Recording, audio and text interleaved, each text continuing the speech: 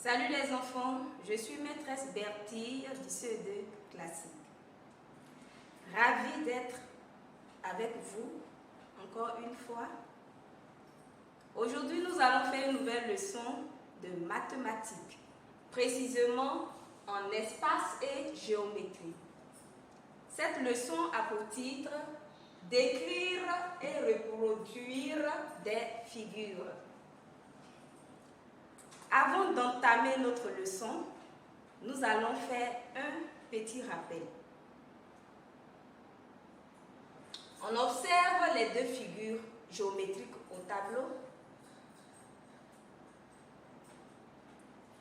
Qui peut me les nommer? C'est bien. La figure A est un rectangle. B, E, R, T. Parce que les longueurs mesurent 3 cm. On a 3 cm ici et 3 cm là. Et les largeurs mesurent 2 cm. On a 2 cm ici et 2 cm là. Et aussi, nous avons 4 angles droits. Vous voyez bien les angles droits. Nous avons aussi la figure B. La figure B est un carré. Pourquoi c'est un carré? Parce que les côtés mesurent 2 cm. Ça veut dire qu'ils sont tous égaux. Et aussi, nous avons 4 angles droits. C'est bien. Nous passons maintenant à notre leçon. Pour cette leçon, nous avons une situation d'apprentissage. Je lis à haute voix la situation. Lors de la séance de géométrie, Tom a tracé 7 figures géométriques. Nous parlons de celle qui est là. C'est bien. Décris la figure et reproduis-la. Je vous laisse quelques minutes de réflexion.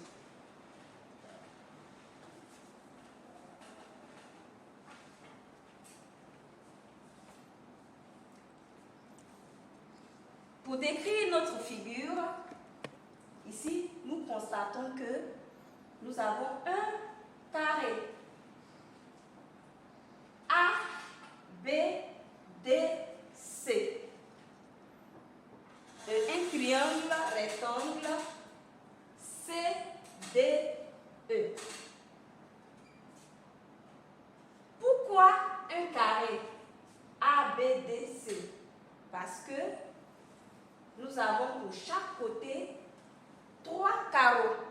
1, 2, 3 carreaux pour chaque côté. Et le triangle CDE, c'est un triangle rectangle, il est rectangle en D.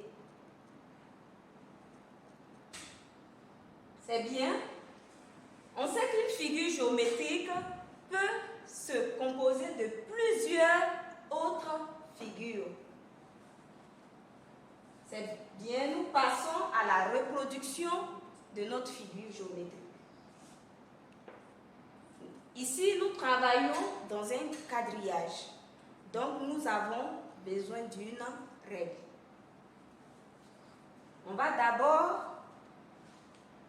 tracer le carré. On va compter le nombre de carreaux. Je place d'abord un point et je compte le nombre de carreaux pour le premier côté, c'est-à-dire le côté AC. Je compte 1, 2, 3 carreaux. Je viens reproduire ici 1, 2, 3 carreaux. Je place un deuxième point. Je vais représenter le côté CD. C'est aussi 3 carreaux parce que ici nous parlons d'un carré. Donc je compte 1, 2, je place le troisième point.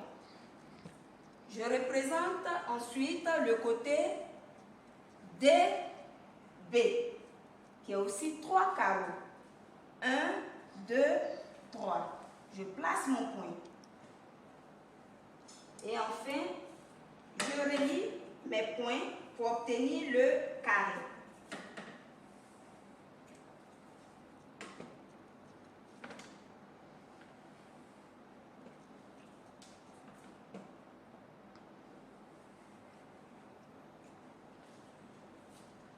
Je continue avec mon triangle rectangle. Je vais représenter le côté DE. Je compte le nombre de carreaux. 1, 2, 3, 4 carreaux. Je viens ici. 1, 2, 3, 4 carreaux. Je place le point. Le deuxième côté, le côté CD est déjà tracé. Il me reste le dernier côté qui est CE. Donc je relie les deux points.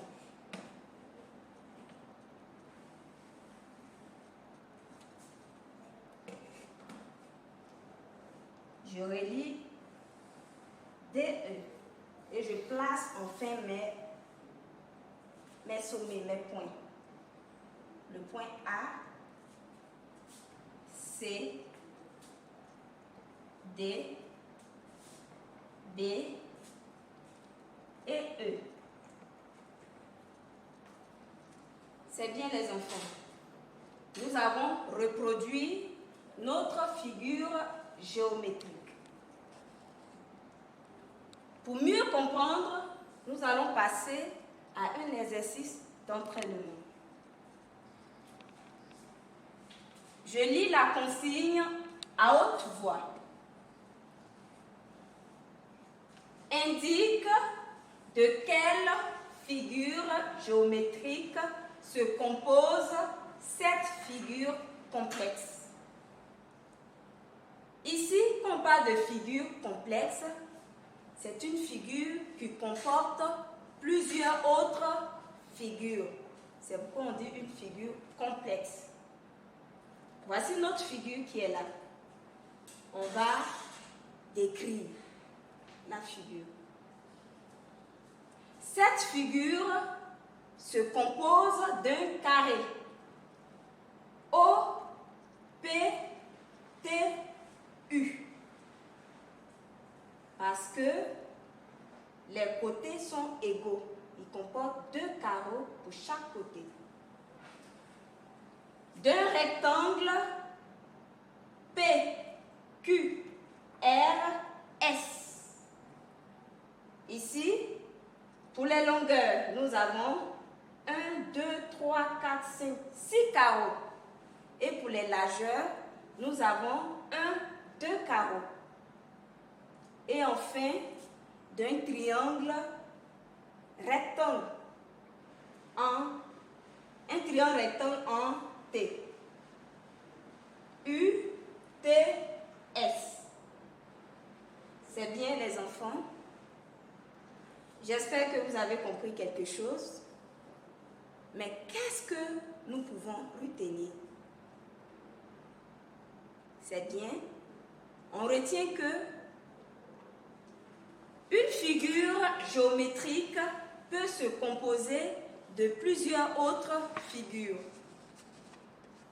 Pour décrire ou reproduire une figure géométrique complexe, il faut repérer les figures qui la composent. On peut citer un carré, un rectangle, un triangle rectangle, un cercle, j'en passe. On peut repérer aussi les alignements de points et enfin les angles droits. Merci. Je vous enverrai le résumé et un exercice d'application par voie électronique pour perfectionner vos acquis. Merci.